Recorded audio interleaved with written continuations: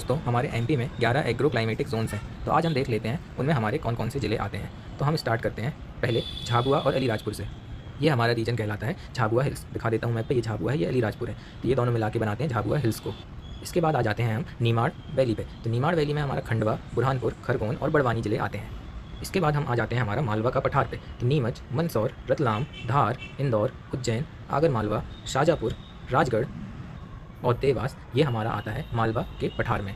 इसके बाद हम देख लेते हैं विंध्याचल प्लेट्यू में हमारे जो रीजन्स आते हैं वो है सीहोर, भोपाल, विदिशा, रायसेन, सागर और दमोह। दमोह रीजन भी हमारा विंध्याचल प्लेट्यू में आता है। एक और बार बता दूं आपको, दमोह, सागर, विदिशा, रायसेन, भोपाल, सीहोर, ये हमारे विंध्याचल प्लेट्यू में आते हैं। सेंट्रल नर्मदा वैली में जो हमारे रीजन्स आते हैं वो है हरदा, नर्मदापुरम और नरसिंहपुर।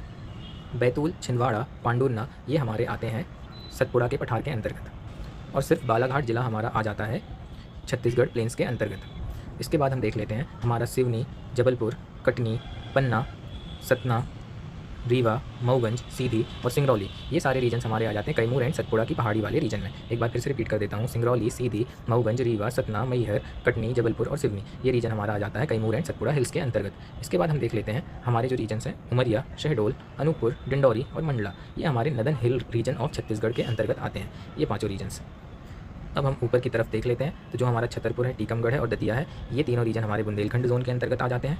और जो हमारा मुरैना, भिंड, ग्वालियर, शिवपुरी, श्योपुर, गुना और अशोकनगर बच रहा है, ये हमारा ग्रिड रीजन के अंतर्गत आ जाता है। तो उम्मीद है आप सभी को समझ आ गया होगा कि जो एग्रो क्लाइमेटिक जोन्स हैं उसमें हमारे कौन कौन से रीजन्स आते हैं। Thank you.